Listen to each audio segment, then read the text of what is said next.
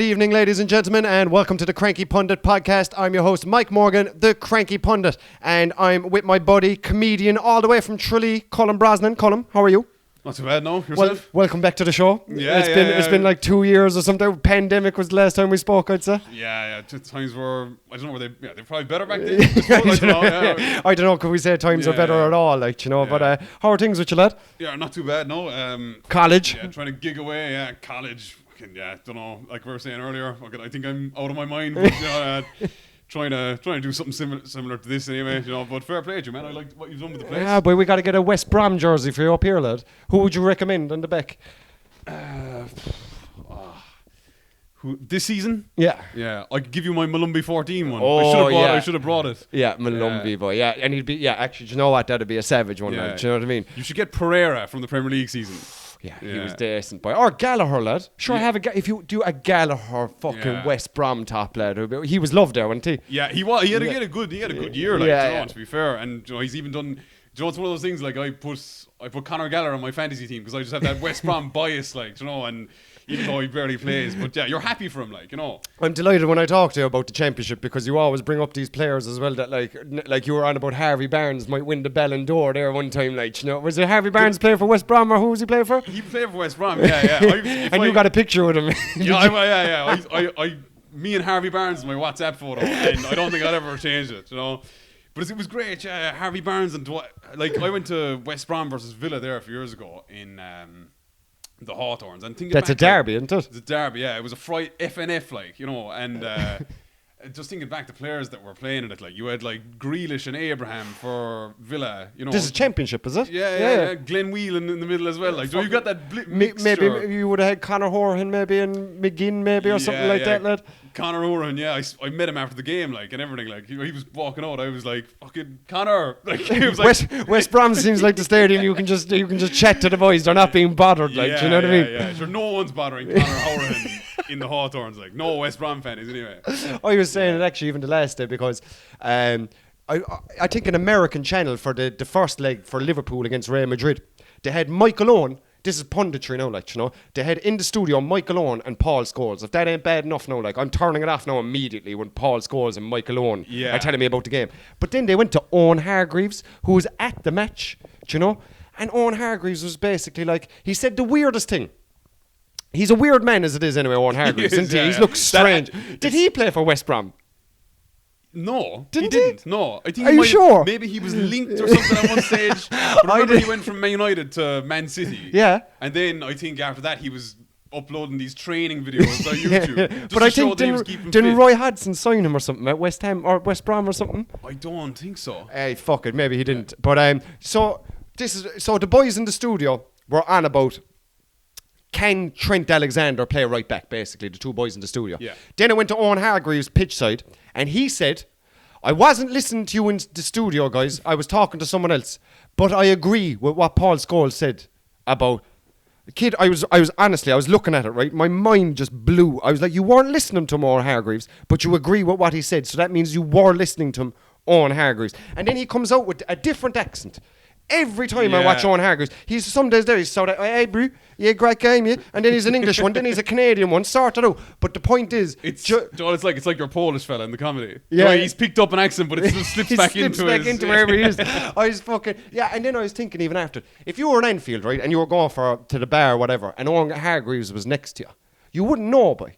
He is one of those faces that just looks like everybody and so plain or something like. Yeah. And he just has this demeanour that he's not a superstar, like. Do you know what I mean? Yeah. And it's like, if you've seen him, you wouldn't even think Owen Hargreaves. You wouldn't go, oh, Owen Hargreaves. Yeah. I doubt, the way you have a photo with Conor Horan, I don't think anyone has a photo of Owen Hargreaves, like. Is that you, Owen? Can I have a photo? Yeah, I don't think that's ever happened once. And I'd say Conor Horan was shocked when you came up, boy. Like, he must have been buzzing in the car on the way home going, lad, that fucking young fella came up and asked for a picture, like, do you know what I mean? Yeah. Right, look, do you know what I mean? Yeah, to be fair, you get the funny interactions with the players, like, when they come in, like, you know, I don't know what I bother now anymore, like, because I don't know, I suppose I was a younger fella back then, like. you wouldn't give him the satisfaction of going up to him, like. No, but you know what's weird about it? No, yeah, it's like when you're... You know, I'm hardly going to be asking these 18. Would you ask Evan Ferguson for a photo? I would, 30-year-old man. Would you? Yeah, no, he's a special case, but. But I wouldn't ask. No, that's fair enough. But he's Irish and he's coming up. Whatever. Yeah. I wouldn't ask Phil Foden. No, I wouldn't. No. He's too young. Like He's too young, and he's one of those faces. But you come across as like it's like these fellas who wear full kits at 40 years of age. You're just name on the back. You're on Greg on the back of it, like so everyone can see that your name is Greg at 40, like you know. Yeah. There's only a few circumstances where I actually I'll allow that. Like when you put something different on the back of your jersey, like, what would you make of what you make of like fellas, the fella that put no salad on the back of his Liverpool jersey? That was pretty funny, boy. And after the Liverpool game now, they have Liverpool 7-0 United. Like people who do that as well and have the goal scorers in the minute. It must have cost them a fortune, like you know what I mean, to get this in the back. The Arsenal fan that had Bukayo Xhaka 34 on it. I didn't see that. It was good, like. I actually went to St. James's Park one time, and myself and Cyclic Dan, we went for our 21st, and I got a long sleeve Newcastle top with Kaboy on the back of it, lad, and it was coming to about 80 quid when I was paying for it. And one goes in a Geordie, I don't even know a Geordie accent really, and she goes, look, I made a mistake. There's actually a dot which kind of looked like half a fada over the E. Do you know what I mean? Over the Kaboy. He goes, oh man, I'm sorry, I'll give it to you half price. I was like, fine. I got like, I just threw it on, I paid like £30 for this decent long sleeve Kaboy on the back. And I love jerseys that no one has. When you come back and no one has them, you know, that kind of way. But I love when that kind of stuff happens. Like, you know what I mean? Printing jerseys. Who's the last fella you got in the back? Malumbi 14 on the back of the jersey. Yeah, I got a Bournemouth one when Shane Long was on loan of them with Long 12 at the back. Was he on loan last year? He was on loan, but no, maybe 2 seasons ago. He went back to Southampton in the end. Yeah, he did. Yeah, and then he went to Reading. But a Bournemouth jersey with Long on the back. Long 12. Yeah. And the EFL print is just nice, like, you know, and the badges and everything. I said I'd go all out. Before that, I got Sheffield United, McGoldrick. McGoldrick. Oh, lad. Yeah, you get a notion to get these random players at the back, like, you know. For those of you who haven't listened to me and Colm on the podcast before, the whole reason he's a West Brom supporter is because of Shane Long. Basically, you followed Shane Long's career, like, and it was a great choice in the end because like I was attached to Shane Long because he was Irish, but then in the end, you know, you had the likes of like James McLean went on to play for them. Wes Houlihan even played for us for a while, and now we've Darrow O'Shea and Jason Malumbi. So you can't be, you can't help get attached to the Irish connection. That's a beautiful Irish connection, boy. So I suppose what we'll go on about the podcast today, folks, is we're going to touch on the championship. As you know, we always bring Colm in. He'll about once or twice a season, and he'll go on about the championship, keeping us updated, and we'll see how his beloved West Brom are getting on. And also, we'll be debating how Ireland will be getting on in the upcoming international. Now they have one friendly and they have 2 competitive games. Am I right in saying that? They've won against Greece, one against France, I think. Or is it just France? They've a friendly against Latvia and then France. And I don't think Greece is till. But anyway, we'll be discussing the whole campaign. Should Stephen Kenny stay, go? What are our chances of getting through? And what do we think is going to happen? So we'll be dissecting the whole Ireland campaign and what we think is going to happen. But up first, I have to ask you, what is happening with the championship this year? Who's going to get promoted? Who's going down? What drama is happening? Did anybody surprise you? Any players we should be looking out for? That's about 12 questions in one. So we'll start with the start. How was West Brom's season this year? Yeah, I mentioned to you off camera, I think we sacked Steve Bruce in October and we got the pure new manager bounce, you know, because they say that new manager bounce is good, but there was nothing like a post Steve Bruce manager bounce. You saw with Eddie Howe last year and everything. But we got Carlos Corberán. Got Huddersfield to the playoff final. Right. What he actually was assistant manager to Marcelo Bielsa. So he's like a Bielsa disciple. Oh, nice. So he's like a pure fucking fitness and, you know, pressing type guy. And have you seen a change in play immediately? Like, oh yeah, like I doubt Steve Bruce even gives tactics, boy. I'd say it's kind of like go out and do it, boys. 4-4-2 and sort it out, like. Yeah, you know? It's all this kind of, like I could see there in his last game, he changed formation, but he changed formation just out of pure desperation. Yeah, go down with a swing kind of thing, like yeah. And I went over to I think it was Corberán's 3rd game. I think it was the first away game under Corberán, away to QPR, and you could already see the shape. You know, we kept a clean sheet with a header from Kyle Barkley. Centre. I was like, that is the most satisfying form of win. And Joe, you know when you're a good manager when you're getting average players playing out of their skin. That's it. Like, so would you say Steve Bruce was the worst manager you've had in recent years? Absolutely, yeah. I suppose he was really. Do you know what I mean? I remember actually I didn't even think that he wasn't that bad of an appointment because he had the CV. He's got a lot of teams promoted in fairness, but like what I'm sick of is West Bromwich Albion becoming the guinea pig for these outdated managers. Like, Yeah. I mean, like, we were the last club that Pardew went to, Allardyce went to, and now Bruce. I mean, it's just. But I think that's finally why I'm kind of happy with the Corberan appointment, because he's actually it's something progressing. It's not the end of a last contract kind of thing, or for the manager, like, you know what I mean? It's just this kind of. I think there was an article from Steve Bruce in like 2009 with Sunderland, and in 2009, no, more than 10 years ago, and he was saying, I'm not really into tactics that much. So you'd wonder how long, like, it's actually fair play to him that he lasted that long. I'm not into tactics that much, like. But if he was getting promotions, like, as a motivator, then kind of fair play to him, Yeah. maybe? Do you know? Well, if he actually did, I think Roy Keane did the same. Do you remember, I think at Ipswich, he put a tactic thing on the board, just set it all up and then just drop kicked it, and he goes, that's what I think about fucking tactics, like, you know. You can't you do that can't, lad, anymore, you like. can't, like, there's a time, maybe back in the 80s or the 90s, like, when fellas were all about bottle and you gotta fucking want to that, all this kind of stuff. Yeah, but now I suppose what you're seeing is teams like that have all the tactics planned out, but they've no heart. You know? Like, that's like, what you have now. You've like, all this intricate play where we should be like that, and then at the end of the day, it's the fella that won't throw in a tackle and get the crowd up. There's a place for it, like, you know, that kind of way. Yeah, I suppose in a way you're kind of sad that those managers have kind of gone. Do you know the way this whole thing about like the whole tiki-taka kind of came along, and then it became more known as tippy-tappy because people didn't even think it was, think it was legit. It was like Sam Allardyce like just said it was a load of bollocks. And all this kind of stuff. Bollocks.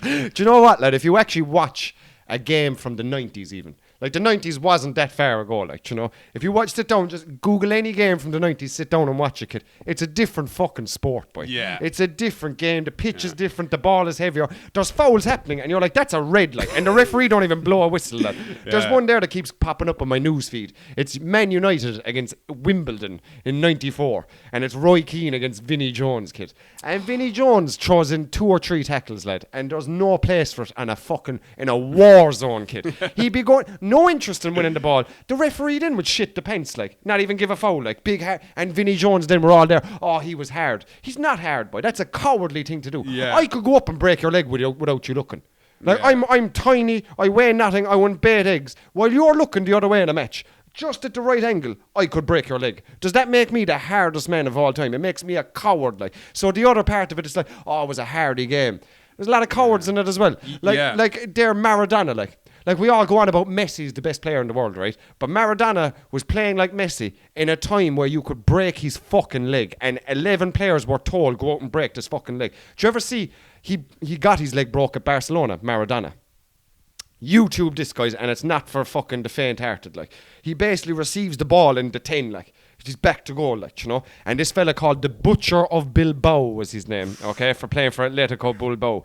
It's like something from the Marvel fucking universe, like exactly, a proper man. villain name, like. Everything's grand. He's receiving the ball by in the pocket, lad, and this fella comes in, lad, at knee height from behind him, kid, and Maradona's leg is just fucking flapping, boy. And it is one of the and Maradona's only 22 at this point. This could have fucked him up. And then it makes you think, how many Maradonas out there got their leg broke at 11 or 12 and were never the same, boy? Yeah. Do you know? So in the other sense, I'm delighted because these Messis and Coutinhos and all these Buendias, all these tiny fellas that probably wouldn't have got a go and would have got their legs broke at academy level.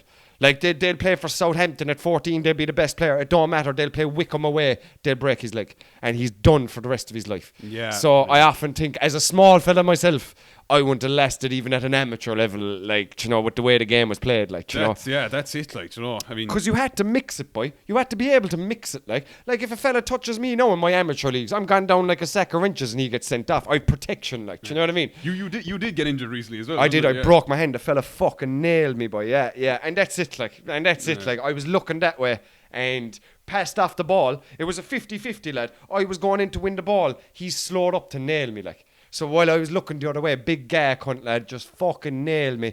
And, broke my hand. My hand was facing the other way, boy. It still clicks. It's only back to normal now. Still a big fucking scar. It's rotten, boy. It's rotten. And do you know what? We went up to play him 2 weeks later. And all the boys said they're going to go do him, like. We drew him in the cup, like. And I said, boys, do you know what I mean? He was number 8. Go fuck him up, like. Do you know what I mean? And he didn't even show up, lad. He didn't even show up to the game. They knew the boys were going to do him. We bet him like 7-1. Your man didn't show up. A couple of other boys didn't show up.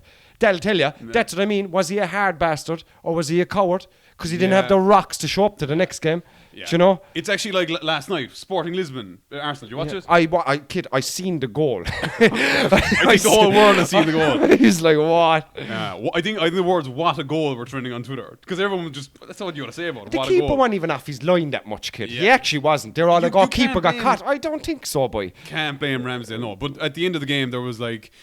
Sporting Lisbon got a red, and it was a really cowardly tackle. It was on Saka. Your man just wanted to avoid the counter attack, and it was just he just nailed him. Could have Saka. easily been a yellow if he wanted, but went to do him, did he? Oh yeah. Should have pulled his shirt or something. But he went, I suppose he came flying in. But yeah, it was just trying to get it. Yeah, they are more protected, thank God. Do you know what I mean? Because we get to see these flair players. That's what I'll say. Like they don't live in this fucking weird world where their leg might be break. Like the fear if you go onto a pitch, and it's even happened to me. Like if you fear as a winger or as a tricky player or anything like that, you're not going to play well, boy. You're just not going to play well. You have to be fearless and go, I'm going to be protected. No one's going to break my leg. Like I think anyway. But anyway, let's what else is going on in the championship? Who's top? Who's bottom? Who's going down? Well, I mean, if you as a Premier League fan, I mean, you're going to have to prepare for the return of Burnley. Yeah, but you know what? But it's not happy about it. It's not Burnley as you know it. Like, yeah, you know? It's a different Burnley, boy. He is Vincent Kompany deserves props, lad. I seen a TikTok of him, lad, and he was giving it to the boy after the game. Yeah. He was like, "Let's have no misunderstandings here, boys. Like, you have not seen a side of me, like, you know what I mean?" And he's a big fucking man, like. I actually heard his dad's a politician, a very influential politician, and he was kind of raised that way. And if he wasn't going to go into football, he would have gone into politics. So I can see, even with the way he talks, he's not just a stupid footballer that was a hardy centre back. He knows what he's fucking talking about, like. Makes sense, doesn't it? Like, I mean, even if I was a Burnley fan at this, like, he's put such a great team together. Like, you got like Nathan Tella on loan from Southampton, or like this Ian Matson fella from left back from Chelsea. He brought Josh Cullen from Anderlecht. He got Michael Obafemi, So again, there's that Irish contingent. Let's hope it's not a case of when they go up, he ships all the Irish fellas back out on loan. Do you know? That's what I worry about. Teams that play ball in the Championship that try play ball in the Premier League. Like Burnley had a good system going. There was one Burnley in the league that played like Burnley. It was sticky as fuck. But But maybe Kompany will have the tactical nous or to tighten up. When he goes up, because like. I mean, but even at the moment, like if I was a Burnley fan, I just worry that like someone else will come calling. Like I mean, I don't think Kompany would actually go to any other team apart from Man City. Yeah, I can see Pep leaving soon as well. Yeah. Like the financial problems he might be. Well, if he wins the Champions League, then it's actually nearly more worrying because he might feel like his work is done. Yeah, he actually has City. You probably hope he wouldn't. Yeah, do you know? I don't know. Yeah, like he got Haaland, and that's like my parting gift to you before I leave. And people are sulking. They're not happy. They're not having the greatest of seasons. No, I know they won 5-1 the other night or 5-0 the other night, but still, like it's not, or 7-0. What did they win the other night? They kicked the shit out of Leipzig anyway. Yeah, Jesus. But like, yeah. So anyway, Burnley are going to win it. Yeah, Burnley are going to win it. I think they could be like setting a championship record. Sheffield United, second in play. Yeah, I don't know. Am I ready for them again? Do you know what I mean? They weren't great. And that says a lot because I think we all want John Egan. They had so many Irish people. Like they didn't really lay a glove their last year, but it was embarrassing. Yeah, but I think they were kind of clear there a while in the automatics, and then they're kind of slipping back into the playoff battle. But you know who's doing absolutely fantastic is Michael Carrick with Middlesbrough. Have you heard about this? No. I think he is like, in like Europe's top 5 leagues, Carrick could be like third, in his run of form since he took over. Callable. It was actually callable as a player how good he'd be actually as a manager, I feel like. Yeah. I really underrated him as a Liverpool fan because like when United were winning everything, they had superstars. And Carrick was kind of the easy one to slag. Do you know, it was kind of like, Carrick shit. He was not like. No. Do you know what? Carrick could have fixed the England problem with the Lampard and the Gerrard thing. Yeah. If you just had a pivot of just one Carrick, you can let Gerrard and Lampard do whatever they want. Fuck Scholes. Fuck Scholes. Fuck Gareth Barry and all these boys. Carrick's your man. Yeah. And he would have sorted it all out, in my opinion anyway. Like, he started off as a striker kid. Yeah. He started off at Newcastle. I think West Ham signed him. Yeah. And he was a striker there underage. Went to Spurs. United signed him for 17 million. Class player, kid. Yeah. Won everything. Class player. Now he's transitioned into a great manager by the looks of it. He doesn't even seem to have hit that blip. Like, I mean, like it's like their new manager bounce is still going. Like, I think he he came back from 1-0 down the other day to beat Swansea away. You know, that just small things like that. Like, you know. Yeah, Middlesbrough went to. There's a place for Middlesbrough in the Premier League. Only I hate the way they never have a full stadium. Yeah. That always wrecks my head about anyone coming up. Like, if you can't sell your stadium out in the Premier League, should you be there? Like, do you know? Might be a bit too big for the It is. What is it? The Riverside. Riverside. Yeah. And then I suppose like you could have teams having the opposite problem now next year. Like, I mean, West Ham Stadium way too big for the Championship. Way too big, lad. They surely won't go down. Like Everton as well, if they get their new stadium, lad, and in the Championship, like they'll never come back up if that's the case. Not happening under Sean Dyche. Yeah, no, they're safe as houses, kid. They're safe. I still think Nottingham Forest will go down. Yeah. I think they're just dribbling. They're picking up a point here and there, but they have to play out of their skin to get a point. Do you know? Yeah. And I think that Keylor Navas is one of the worst signings you could ever do, lad. Do you reckon? He's letting in goals that are going in the middle of the goals, kid. I always think when a keeper, it was like Shea Given at Stoke, lad. Do you remember Shea Given moved to Stoke at the end of his career, lad? Oh, didn't he? Well, you can always tell if the ball goes in the middle of the goals and he's flapping and it goes in the middle of the fucking goals, you have problems, like. Do you know what I mean? And when that starts to happen, Keylor Navas is past it, lad. Yeah, even at the World Cup, lad, he was letting in goals, and you're kind of like, nah, you should have got a glove to that, surely, like, you know. There's a kind of a bang of Julio Cesar. Yes, about that's it, what. And who's the fella that went to United? Victor Valdez went to United as well. Like, there's a bang of that off it, lad. Yeah. Didn't he also go to Middlesbrough? He did. Yeah, so as we're talking about Middlesbrough, it's all intrinsically linked, like, do you know what I mean? Yeah, it's one of those things. Goalkeepers is a funny game, boy. Because yes, you can play till you're 40.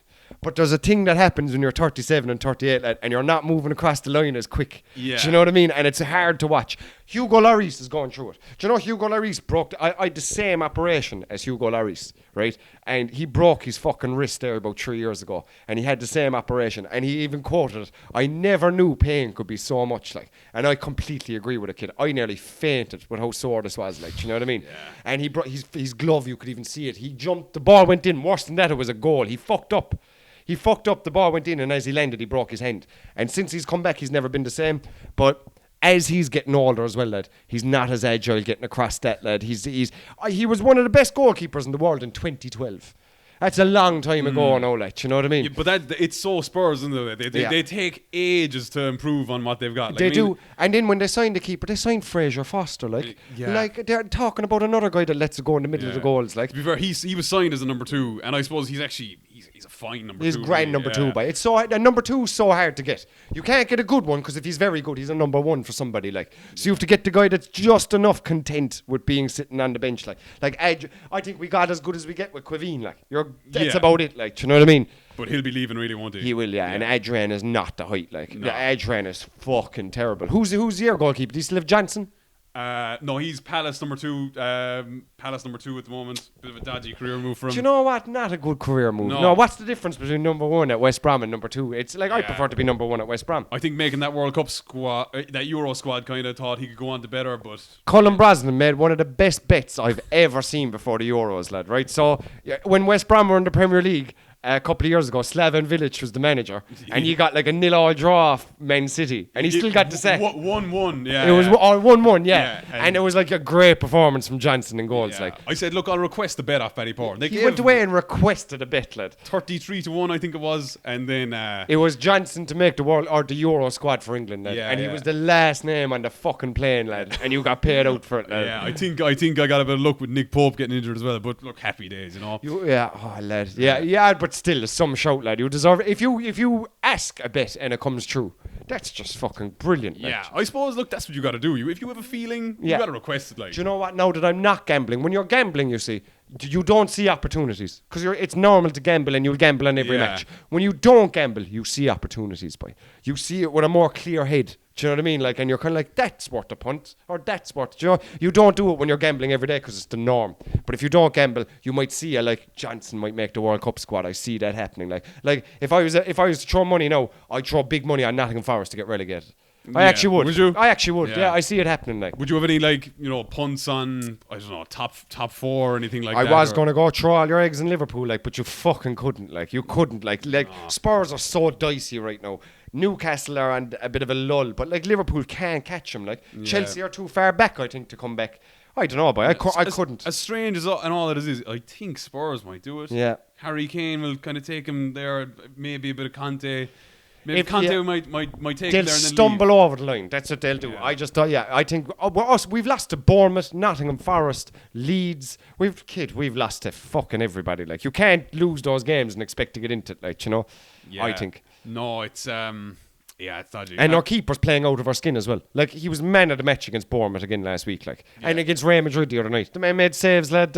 He's unfucking believable, like. But that kind of goes back to your point. I mean, like, you're not attacking as much. Your defense is under the cosh. Alisson is turning up. Yeah, but he's it's our best player. It's the likes of Trent and Van Dijk who have fallen off. Sick of Trent, kid. I'm sick of Trent, boy. Just take the next 6 months off, boy. Go sort your head out. Go play Milner right back. Our season's done anyway. But he needs to get his mind fucking sorted because he's cost us so much this season, boy. And he's got like 2 assists. Yeah. So at the other end, when he was getting 20 assists this season, we kind of put up with the shit defending. But like, it's gone to another level now, like, Everybody talks about that time in the future of when is Klopp or when is Southgate going to try him out in midfield. Yeah. Surely that's coming soon. Like. I thought he should have done it against Real Madrid. I thought we had nothing to lose. Instead of starting Milner centre mid, leave Fabinho on the pivot and Trent start fucking playing Hollywood balls as much as you can everywhere. Get on it and just spray it. I don't know why we haven't done it. There must be something that he doesn't run around or he doesn't tackle or something. I don't know. Yeah, but must be something wrong. Yeah. I'll just get the championship table up here for me as well, just so I also know what I'm talking about when I'm asking you questions. So we have, we have West Brom 8, 3 points, 5 points off the 6th place, who are Millwall. Blackburn are 5th, Luton Town. Yeah. Do you think Luton Town can come into the Premier League? I mean, the playoffs, anything could happen. Yeah. Well, I think if Borough were in the playoffs, they would win it. But I think if Borough made it into the automatics and Sheffield United dropped down, usually the momentum is with the fellas that have come 6th, that kind of way. Yeah, the guys that kind of came up. It never goes with the guys that had if you're second and end up finishing in the playoff place, you never get in because it's such a lull and not doing what you needed to do. Like, I remember it nearly happened under Slaven Bilic. We dropped points to Huddersfield, and then I think Brentford were on a serious run into 3rd, and then somehow Stoke beat Brentford, and then all we needed was like to beat QPR, and we didn't even beat QPR. We drew to QPR, and then we only went up because Brentford dropped points to Barnsley and drew with them. So it's all that chaos going on. Like, that's why I love the league though as well. And that's why I won't feel too bad about when we're staying in it next year. Maybe. Yeah, I didn't even notice Sunderland are in the Championship again. I thought they were in League One, so they got promoted out of League One. They got promoted. They're doing very respectable. That was always happening though. They'd never stay. They're in too the big, boy. They're too big. Yeah. I was actually at the Stadium of Light when Roy Keane was the manager. And what a stadium, boy. Your jersey, yeah. Giving Boyle Sports free advertising every fucking week. What a little team that was. Like, remember when he got the mix of like all those players that he knew and the United connections. Johnny Evans on loan. I'd say the players I see now are Anthony Stokes, Kenwyn Jones, Liam Miller, Mal Bronk. Lad, he'd your man Ferdinand centre back. Brother Anton disaster. Paul McShane, who's scoring the goals from Chopra. Do you remember him? Yeah, I do. He looked a bit heavy to be fucking even a striker, but he got the job done. Who else did they have, lad? They had a couple of dudes. A couple of Irish dudes then kind of coming on. Did he have the Kieran Richardson at one point? Kieran Richardson, who's the other fella he kind of got from lad, he had a couple of them. He'd a fella there that he signed from Cork City, George O'Callaghan. Do you remember him? I actually marked him in a game then for Rockmount, lad. I was playing centre mid and he was playing centre mid. Again, he must have been 42 and I was in my prime. Like, I can get a fucking looking kid. Honestly, boy. Every time I looked up, he was in 20. You see Modric the other night against Milner? That's what it was. Yeah. Every time he looked up, lad, I was Milner. I was like 20 yards away from him. He did what he wanted, lad. And this is only fucking Rockmount, like. And he flopped at Sunderland, like. So when we go on about levels to make it, like, you know what I mean? He was far too good, like. There you go. I also marked Roy Keane's brother when I was on my first... I was only 19 and it was my first year playing senior for my town, and we got to play a pre-season against Rockmount, and Roy Keane's brother came on. Again, must have been mid-40s, lad. And he was like Xavi Alonso, boy. Couldn't get next or fucking near him, boy. Unbelievable, like, you know. You could only make it like a podcast series of like... The players I played against. Or even interviewing players who like marked players before they got big and being like, that's when I knew he was going to be huge. I think there's like an old tale of like Mario Götze playing in Listowel in Kerry. Find the guy who marked him and interview him. I actually went to a game in Buttevant, lad, and it was the Ireland under-17s against Croatia's under-17s kid. And Croatia, and this is like 2002. So, like, you can only imagine the crap that Croatia had. And I actually must Google who played, like. Yeah. They beat Ireland about 6-0, kid. But they had the Croatia jerseys just beautiful. And to see it down in Butterfint, like. Do you know what I mean? Like, it's a sick gaff. Like, I go on about Butterfint in this podcast enough. It's a shit town, right? But they had Croatia playing there against Ireland. Like. It was unbelievable. It was a chip van there. Everybody, there must have been about 600 people there just to watch it, like, and just to see that, like. But like that, now, who did you get to see? Listowel, Germany. I didn't see him, but there's an old tale of like Mario Götze playing with a German club in Listowel, and there's pictures of it. So like, I mean, you never know who you're playing against. Yeah, do you? I have a buddy that he got to play for the Ireland. He got to play for Ireland underage. He never made it further than that. Like, he was a class player. Jesus Christ, still had a good career. But got to mark your man from Chelsea, I keep Mal Broncos in my head now because we're talking about today. Malouda. Florin Malouda, kid. He's a Florin Malouda under 18 French top. He played against him, like. Yeah, that's a cool one. That's like, class, you know what I mean? yeah. It is a cool one. Yeah, John Egan got to play against a good few dudes, but he got to play in Blarney, and there's like Ireland, I think it was Germany as well, and there's the starting lineups, and you'd know a couple of the German players that were there, like, you know what I mean? So it's great though, like, you know, John Egan's experiences in Blarney, like they've all served him, Yeah, you know, like, I yeah, mean, yeah. like, it's like when West Brom scored a goal against Chelsea there before, like, you know, like Shane, you know, Alex for Chelsea. Yeah. Remember that fella? Yeah. Huge, way bigger than Shane Long. But Shane Long fucking getting into something the guy career came into it, boy. That's it, like. Yeah. And Alex must have been thinking, like, what? You Yeah, know? how do I mark this little nippy? He's like a fucking full forward, corner forward. Like, he wants the contact. Like, Yeah, you know what I mean? yeah. Some leap on him.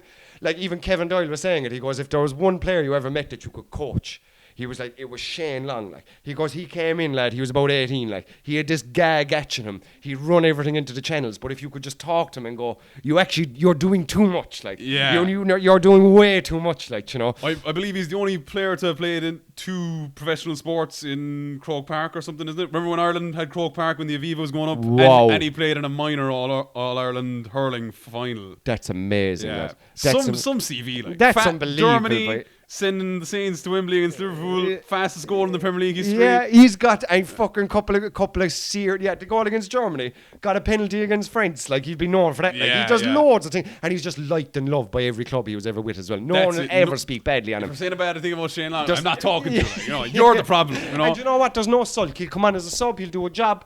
He's on the bench. He's like, do you know what I mean? He's looking at the game. He's never like slouched with his hood up. do you know what I mean? Yeah. Like, sulking. He's eager, you know, and Eager. he's another fella who's playing, like, he's playing at the highest level. Like we were talking about, like Ronaldo and the Piers Morgan interview and stuff like that is like so far from what Shane Long would do. stands like, you know? for, like, you know what I mean? He would He's not go on an interview with Darren Maloney on RTE. Do you know, I'd love to talk to him. I'd love to sit down with Shane Long and go, lad, you're a cool dude. Can we Yeah. talk about your life, mate? Because, like, it sounds so cool. From GA into fucking... No, anybody, we do have listeners from abroad here. GA is GAA. We have 2 sports, hurling and Gaelic football. They're our own national sports. So when we say GA, we mean Irish sports. So, like, to go into that and have no background in soccer, really. Yeah. Now, having said that, I know a guy that played... he played for Danny Ryan. You know Danny Ryan. Danny Ryan, the comedian. Yeah. Right, so Danny Ryan, a comedian buddy of ours, right, actually played for the Limerick Schoolboy League. Right, he was Yeah, actually yeah. a handy soccer player. He used to play up front, like, Yeah. and he's the same goal age as Shane Long, like, so he would have played against him twice a year, like, and he said he scored a hat trick in one game. Danny Ryan for Limerick. Yeah. Shane Long scored 4, last 4-3. Like, but it's still cool, like, Yeah, do you know what I mean? yeah. Like, you want, that's a game you want to remember. Yeah, but it just shows. Yeah, there's always that fella about to turn pro that's better, like, you know. way better. And like, even like, obviously my brother would have been the same leagues now as Adamaida, so he would have played against Adamaida like a couple of times for Corinthians, like, do you know what I mean? And yeah, he said just fucking levels, bud, just fucking levels. Yeah. Actually, Adamaida was 2 years younger than him, and he'd play in the overage. So he was 13 playing under Yeah. 15. My brother would have been 15 having to mark a 13-year-old, and the man was unbelievable, like, you know. And then he steps up and you can't get a goal for Norwich off the bench. And Yeah, it's yeah. like, but this guy was the greatest player I ever seen. Yeah, Do you know? isn't Same with, like again, no, like, I watched, like, again, growing up, I would have played against John Egan twice a year and got to play with him then when I was 16 and stuff. But when I was at Mallow under 12s, John Egan was the same height that he is now. Yeah. Like a corner was a penalty, kid. A corner was a penalty. They only had to float it in about this much, kid. The man had just fucking... There was nothing you could do. There was nothing you could fucking do about it, like, you know. It was like the Rory Delap throw of It that was. side, yeah. It was just ridiculous, lad. The man would just come in, overpower our keeper, straight in. He'd score a hat-trick from centre back, like, no doubt, like, do you know what I mean?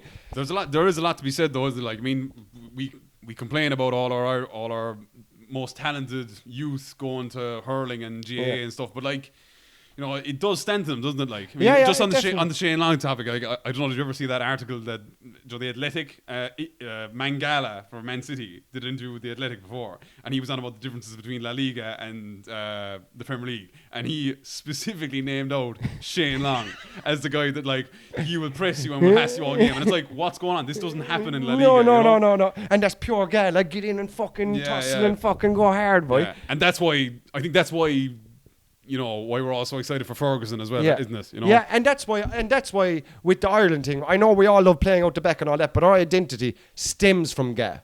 Yeah. If you know what I mean. Yeah. It's kind of like in Kenya there, you got to go kill a lion to become a man. In Ireland, you have to play a hurling match, boy. Even if you don't want to play it, your principal's going to come in someday and go, we're short a few players for a game of hurling. You have to go play it, and it'll be one of the worst days of your life, lad. I played about 3 hurling matches. I can remember them all. Got bullied, got fucking molested by the guy I was marking. Like, it literally... But that's the sport, boy. That's the sport. They're all a bunch of hardy men, get in tough. And that kind of represents our national team then, like, you know, that kind of way. That's why it's so satisfying. I think for the first time, I think, under Stephen Kenny recently, or like the first time in ages or whatever, it was... I think all of the starting 11 were born and bred in Ireland. Yeah, you know? Because, like, I mean...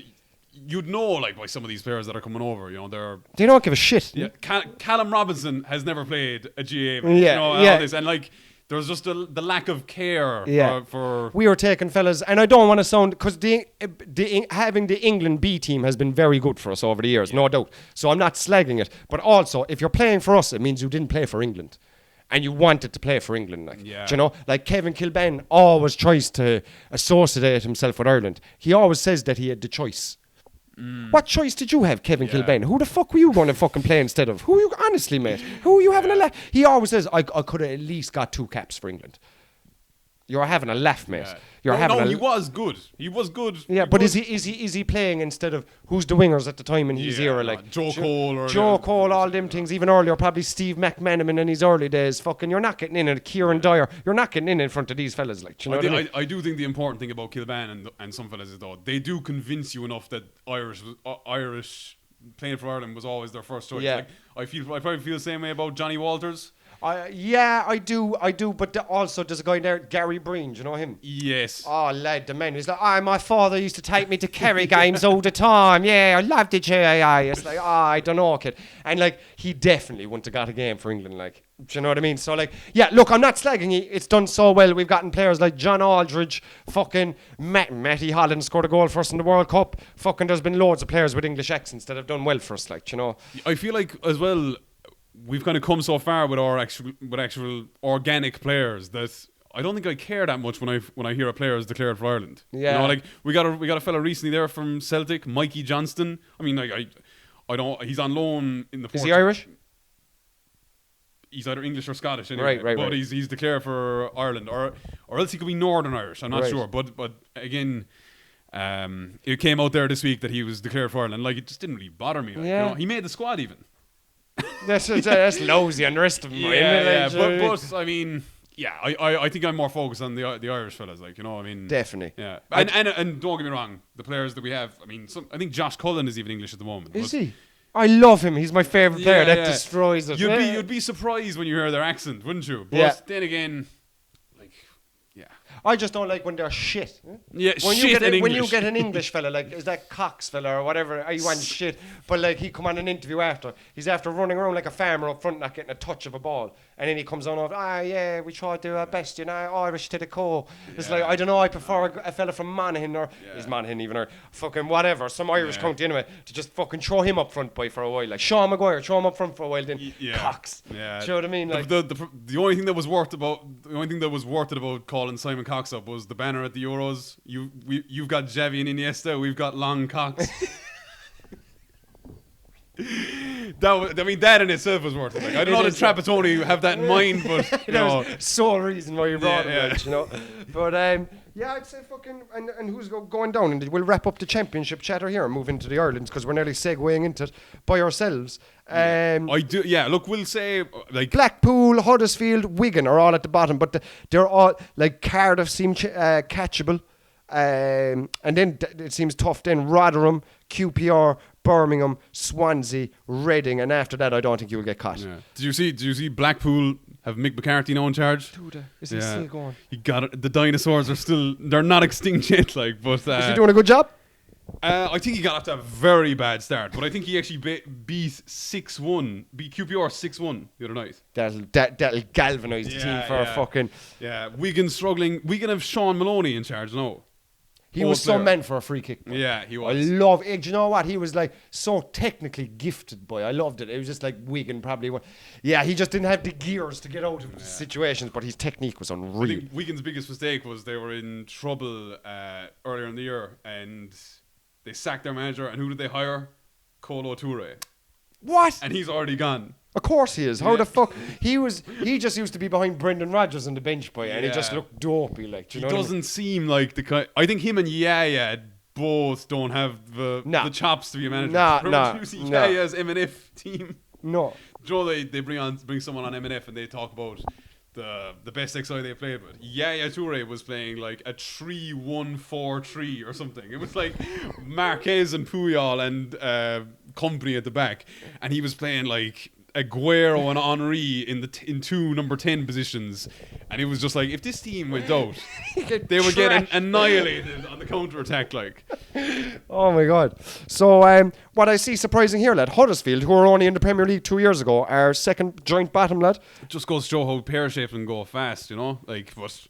Always seemed like a rugby town anyway. It didn't seem like it was like into soccer. Their pitch was always lined out for the rugby. Like there was, even when they stayed up in the Premier League, I wasn't comfortable with it. Like, no, I want Aaron Moy was their star player, and like there was nothing really else. I liked their manager, but that was it. But overall, I suppose Burnley, Middlesbrough, and I would say West Brom, but look, maybe someone different. What about Norwich, mate? Yeah, they've Dean Smith in charge now.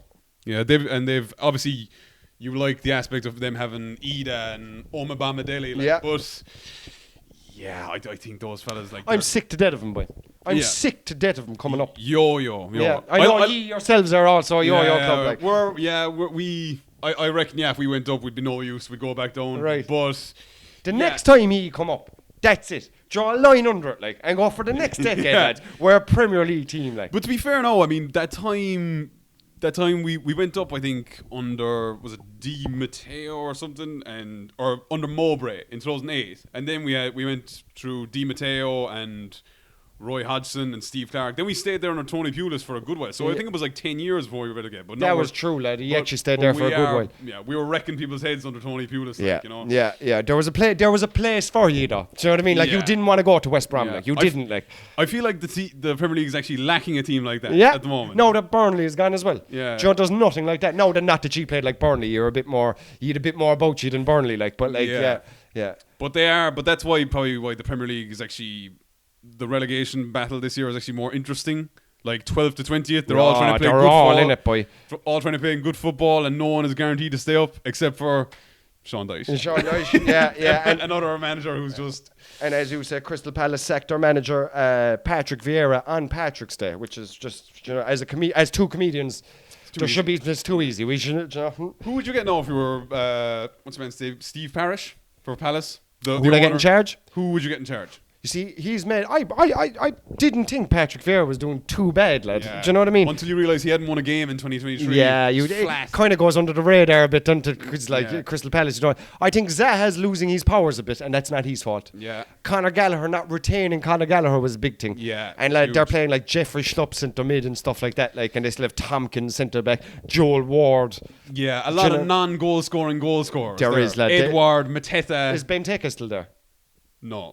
Join Rooney, DC United. What?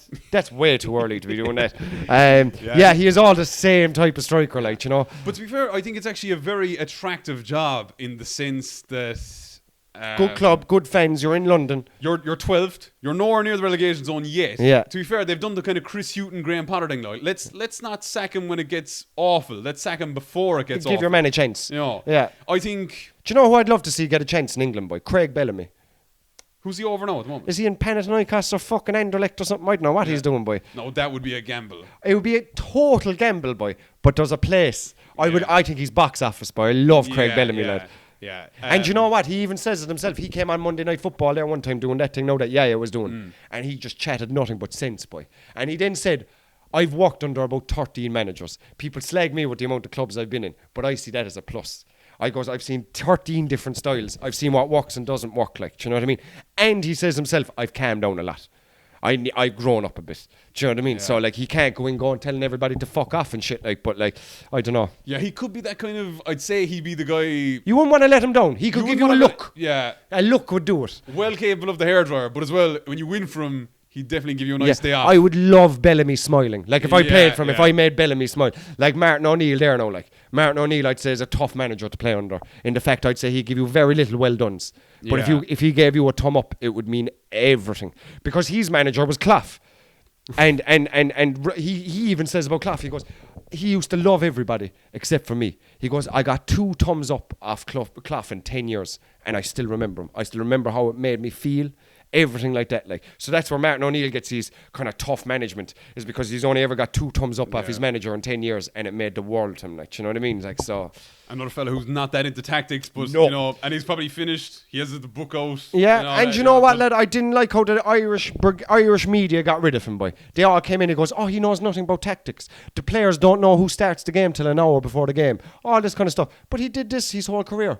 So you're only picking it now when the chips are down, like, you know what I mean? And football's moved past that and all this kind of stuff. Very easy to put a negative spin on things. And then put up, like, you know, you could easily say then at the same time, oh, it's great, you know, like, I mean, he's all about the motivation and you know, isn't it great how the players are on their feet until the very last minute? Exactly, that's how I'd see it, like, do you know what I mean? Even if, like, if you put the team up on a Wednesday, the subs aren't going to put it in, like. And as well, if you saw like some of those XIs after we didn't make the World Cup against the Denmark game, we were in a tough transition. Oh, big time, boy. It was like, trying to just get a result if you can, boy. The only bright spark was Declan Rice, and he fucked off to England. Yeah. So, like, I mean, there wasn't a lot going for us back then, really, was there? No, there wasn't, lad. And we had a shit time. I just think... Yeah, like, look, let's talk about it. Ireland, guys. Ireland, we're in international duty. We're not international duty, but we're into international break. And the Republic of Ireland, the last 3 years have been fuck all good to us. Like, the Stephen Kenny reign has been fuck all good to us. But what I will say is, no matter what, I'm sure we can agree, unless you're Kenny in or Kenny out, it'll all be judged on this campaign. Yeah. You can't give him another one after this, like. No, you can't. Unless, of course, he gets through. And then we are giving him another one. If he gets through, I've said this, lad. If we make it, I will get In Kenny I Trust tattooed on my back. Yeah. I have made that promise, like.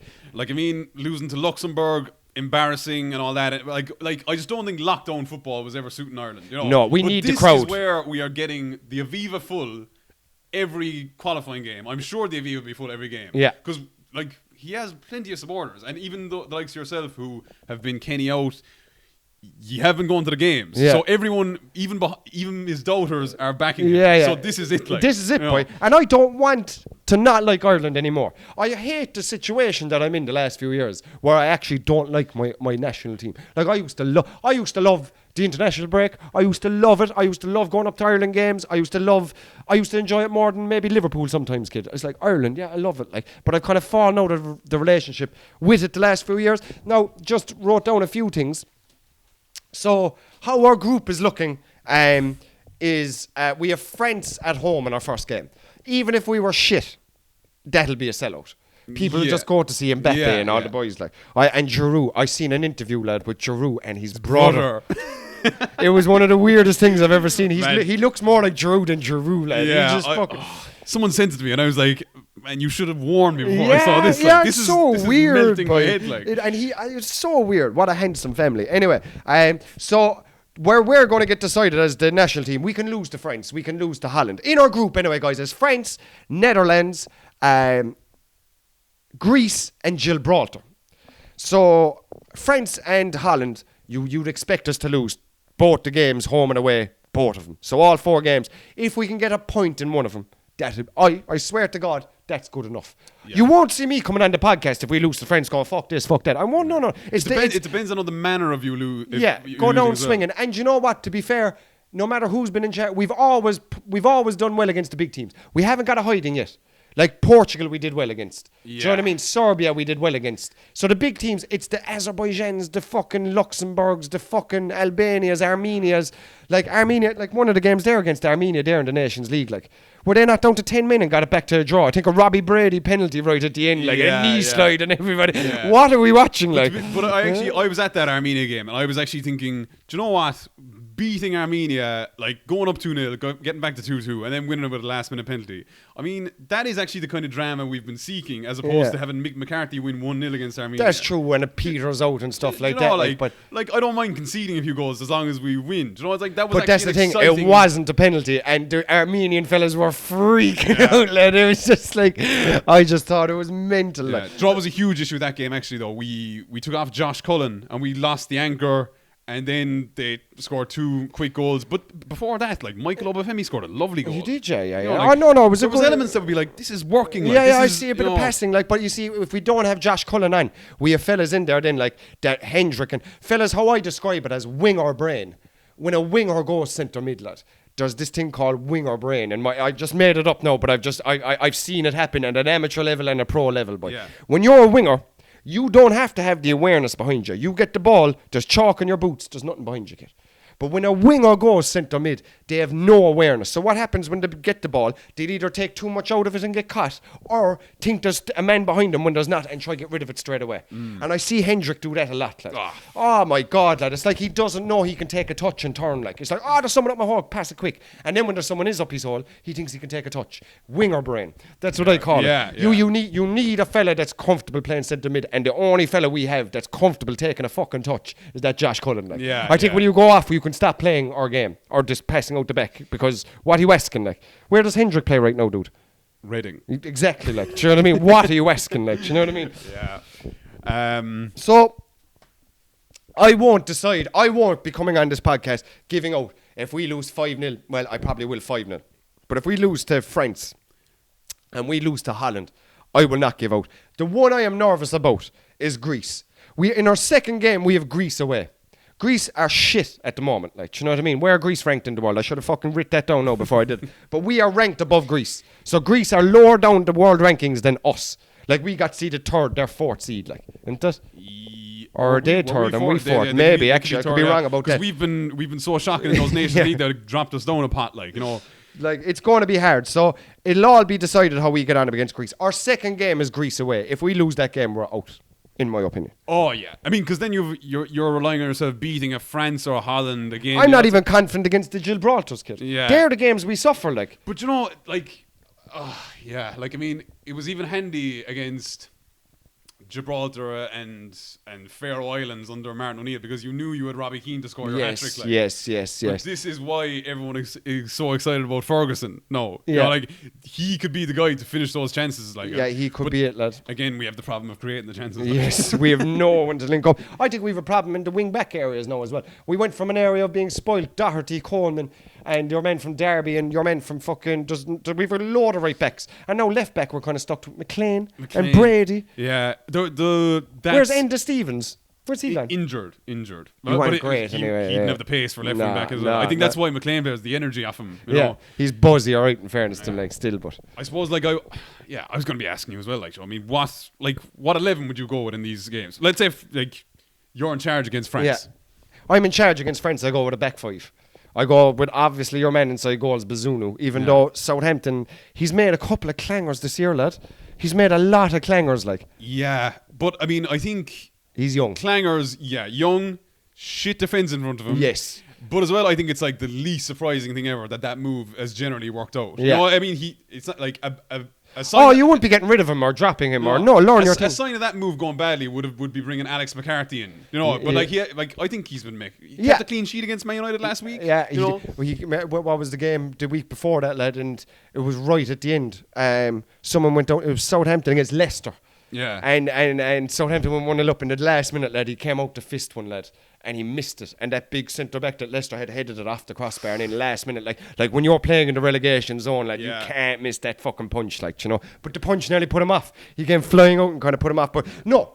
Bazunu, one of the best goalkeeping performances I ever seen in my life. He put in against Serbia, lad. So, 100%. Like. But, like, what, as like a Cork man who also supports Liverpool, what is your thoughts on the Kelleher situation? I'd love him to get a go. I just think he got so unlucky. You can't give him a go about how Bazunu's been performing for Ireland. How the fuck can you drop him? Yeah. You could never drop him. I think the only people that are calling for Kelleher to start and goal are Irish Liverpool fans. Yeah, 100%. Because, like, I see there someone suggesting it on Twitter, like, Kelleher has to start. I was like, you go into their bio, YNWA. I was like, Of course, kid. Like, I'm a diehard Liverpool fan, you know that. And I love Quiveen. I love that he's from Cork. All this kind of stuff.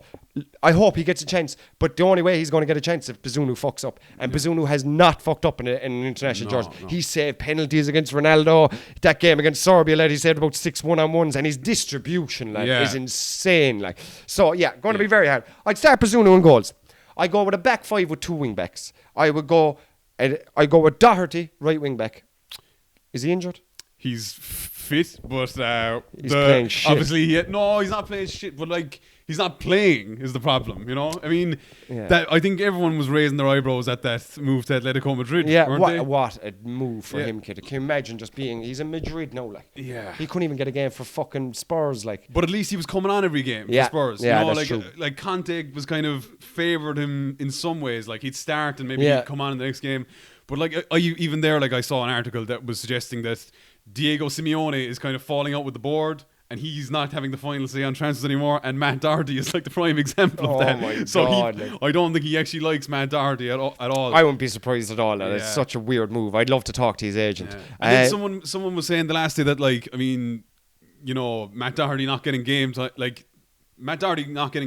for Spurs is worrying. And then someone was saying just being coached by Simeone and being over in a different culture would be great for him. But, like, don't walk like that. No, like, do you know what I mean? Like, I don't want him coming into this game cold. Like. No. And maybe look, we beggars can't be choosers. He's all we fucking have, really, except for Coleman. But, like, what I would do, who's the 3 best centre backs that Ireland have now at the moment, right? So I would actually go back 3. You get John Egan and Collins. Fact. I wouldn't start Duffy, kid. He's injured and he's not even 4 minutes of Premier League football for Fulham. I think what he's done in an Ireland shirt has been amazing. Top goal scorer probably for us, and he's a threat from corners. But if we're playing the ball out the back, lad, Paddy Power put it up one day. Duffy is better off getting down on his hands and knees and heading the ball 30 yards by, because he cannot kick the fucking ball. Like. He was trying to fucking play balls there out wide, like, they go out for a throw, like, and they'd be dribbling like. Anyway, so I put Coleman right wing, right.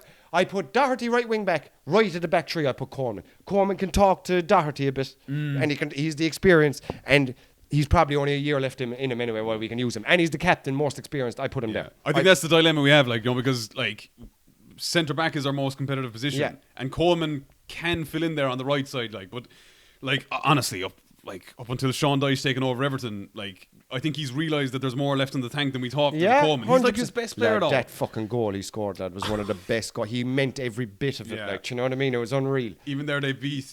Yeah, the goal was amazing. Even there, they beat Brentford the other week, and, like, there was, like, a clip of him on the 89th minute winning a goal kick. You know, it came off the Brentford, and he was just like, what a captain, like, do you know what I mean? Unbelievable. 60 grand. 60 fucking grand, like, what he ate, like. So I would go Seamus Coleman right at the back 3. I would go with Collins in the centre, John Egan left wing back. You have to go for McLean, then, kid. Yeah. Just as from a defensive type, I know Brady's more technically gifted, but, like, if you're on about, like, who are we playing, kid? France? Huh? Yeah. Like Usama Dembele and fucking these boys, like Kingsley Coman then coming on after that. Like, the only thing is James McLean could give away a dodgy free kick on that left side, but, like, it's a risk I'm willing to take. I'm willing to take it, but I think Brady gets skinned going back and, like, whatever. That's what I was just going to say to you, that's what one of the uproars was about the squad being announced recently, that he called up James McLean and Callum O'Dowda as the left wing backs, but Ryan Manning for Swansea is lifting. He's like, I think something along the lines of 4 goals and 6 assists this season, and Stephen Kenny has left him out, so they're thinking there must be a personal issue going on there. Is he Irish? He is actually Irish. Yeah. That's fucking bullshit, boy. That's bullshit, boy. Yeah, he should definitely be in the squad. Yeah, and because, like, It's a bit of a problem position for yes, us. Like, you know, it is 100%. McLean has been there since I'm a child kid. Like he's like, well, how do you know how he's still playing? Like, he keeps himself in good nick, boy. Yeah, doesn't drink apparently. Yeah, I see that. And the kid, he's well ripped, like, and he looks like a sprinter. Like he's like a Vardy body, like he's like a greyhound, like, you know. He's one of those guys that like when he was in the Premier League with West Brom and stuff, he was always on the highest sprint ranks. Do you know the way they like? He's just a grafter, like, you know. Simple as. I would go with Josh Cullen centre mid, and then here's the problem: who do you put with him? Malumbi. Yeah. Actually, 100%. Because you can't put Hendrick in there anymore, not at all, and you can't put Conor Horan in there anymore either. Like. He's not. He's lovely touches, plays well, but he's not steely enough. Like, you know. Can't really move around a lot. I think really the three in midfield that have played together the most, and I think it's most energetic, and I think it's most likely to work, is Cullen, Malumbi and Jason Knight. Yeah. I put him into 10 nearly. Dowda hasn't done too bad since he's come, but like, do you know what I mean? But these are young guys that can get around, you know, that like they probably aren't technically great, but like they can outwork a midfield. The thing we usually play it in is like a 5 at the back, and then it's like a 4 as a diamond in midfield and one striker. We've no wingers. Are we going? Yeah, I think because we've fullbacks that get on. We've no wingers. Where the fuck is your man there? That you was like our knight in shining armour there 2 years ago. Your man there, fucking he Brighton. What was his name? He plays for Middlesbrough now or something. I know he's out in Turkey or something. Connolly. What the fuck happened to him, boy? He was at Middlesbrough last year, and then he went. Venetia. Is that how we pronounce it? I think it's an Italian Serie B team. There's a fall. Like. And then they sent him back, and now he's at Hull. He's at Hull. Liam Rosenior's over Hull, and he's actually quite a good gaffer. So we're hoping that like he gets the best out of Connolly. Yeah, but like he was literally our Evan Ferguson 2 years ago. Like it was like this guy coming on now. Like at least Ferguson did it in more than one game. Yeah, and he you know, he looks a better player. But I actually remember even having your man play for Ireland, Connolly. Like he'd be out the left wing. He'd have everything. He'd be buzzy, like. And then when it comes to taking a shot then or something, like, he'd go out for a throw, or, like, he had no fucking composure then when it came to, like, do you know?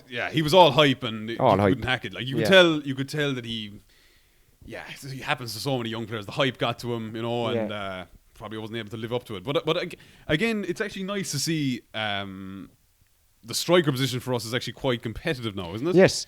Well, do you know what? Evan Ferguson could be the difference. But before Evan Ferguson, there was like an Ida. Then we had who was starting the last few games for us? Like I think Obafemi and Parrott. Yeah, they were building up a bit of a partnership, but I think that has to be. And then Ogbene came on a few times as well. Yeah, another good player. Good player for Rotherham. Yeah. Where are they? Kid? Are they in the Championship? They're in the Championship. Oh, that's good enough. That is good enough. I thought Rotherham. Like League 2. I'm nearly sure they're in the Championship. Yeah. I think I seen them there when I was on. No, they're not. They're playing reasonably well now. Yeah. So Evan Ferguson has to start up front. Absolutely. Yeah, like that's the reason we're excited about this game, like, you know. Yeah, I think himself and Michael Obafemi, two guys that can put himself about, and like Obafemi, we know he's capable of a goal because he's actually scored a few for Ireland. He had a great game against Scotland. Yeah. But I think like we're all about set pieces and like, you know, getting the ball bobbling around in the box.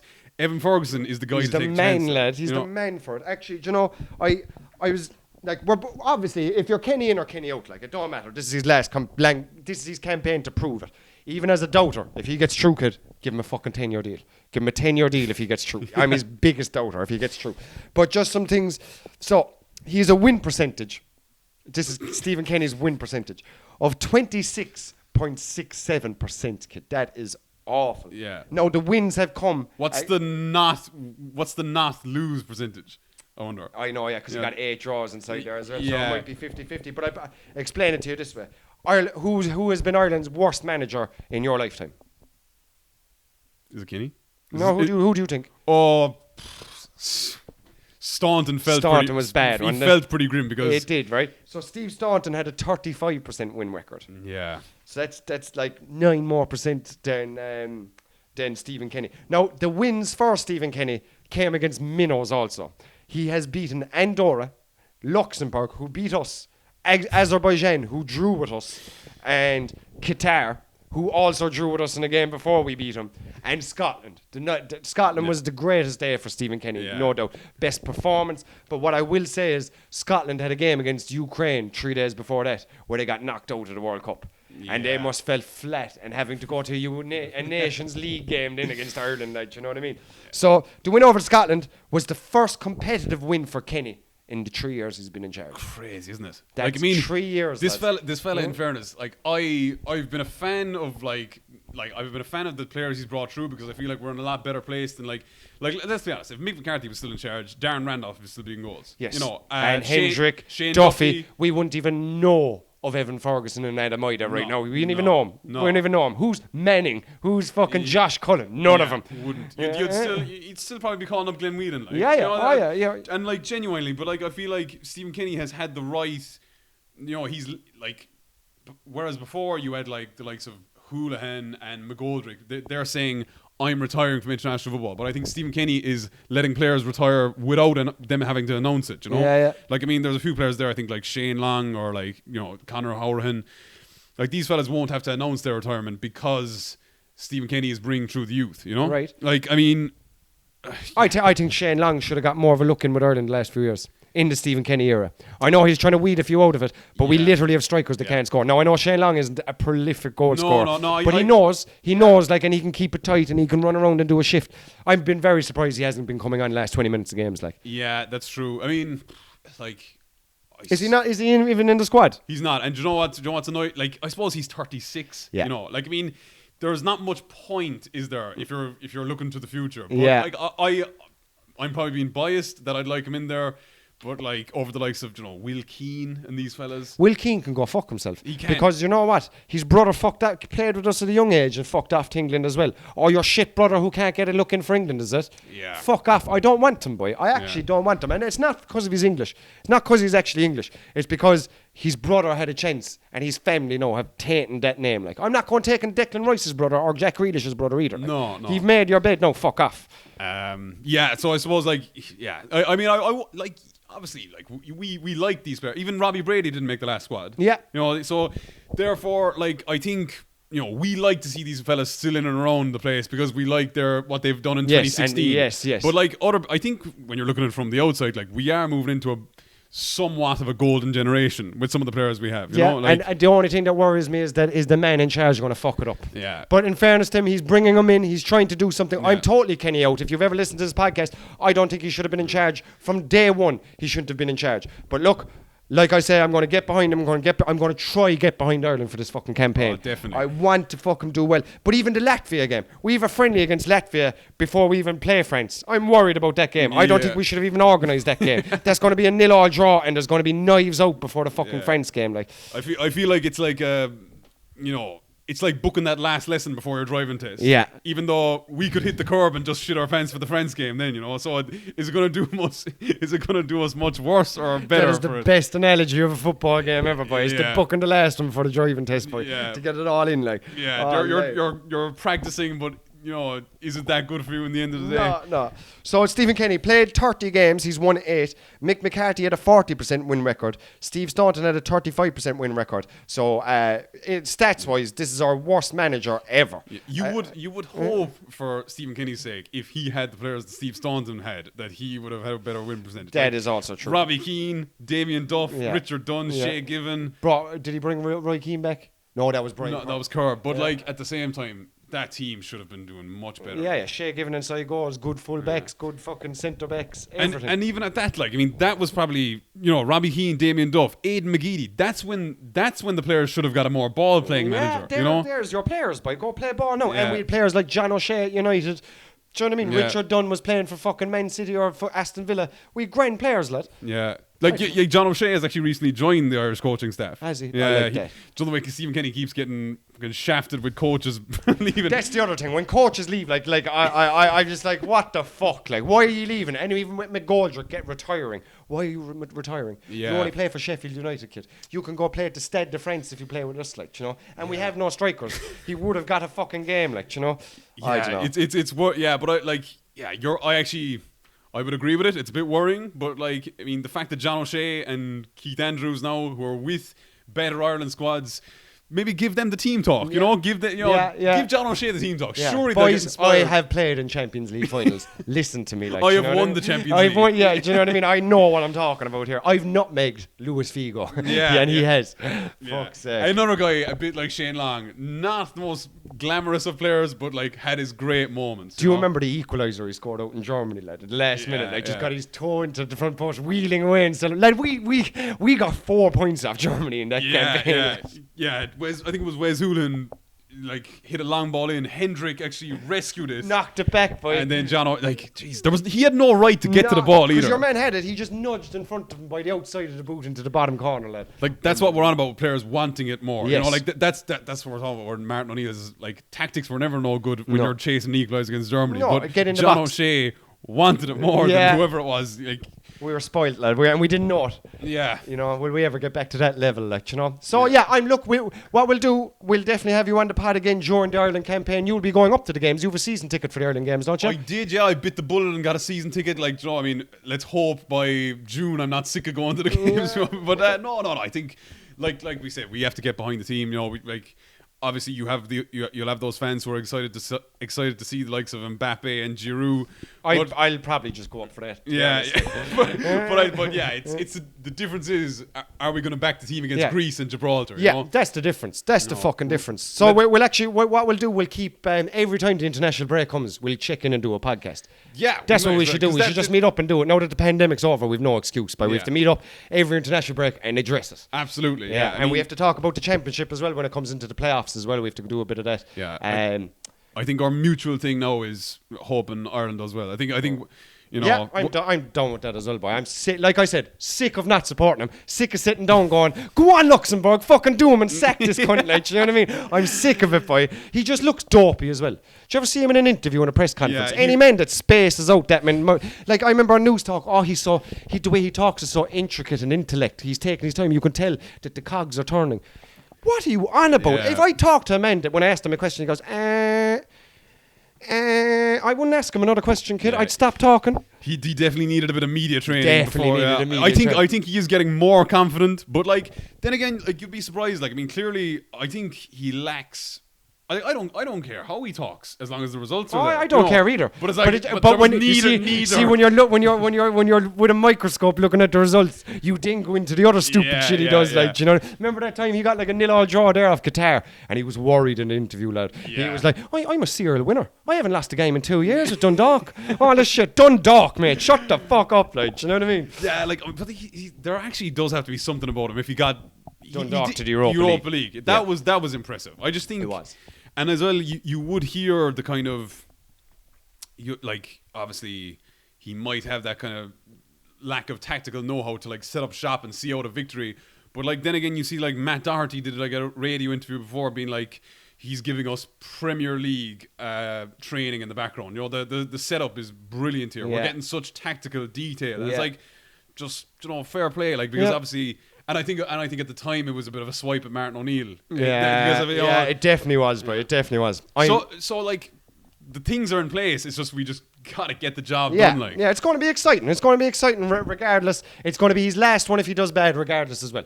There's no other campaign, and someone new will have to come in. But the most exciting thing is the Fergusons, the Josh Collins, these things, the Obama Delis, the keeper, the two keepers.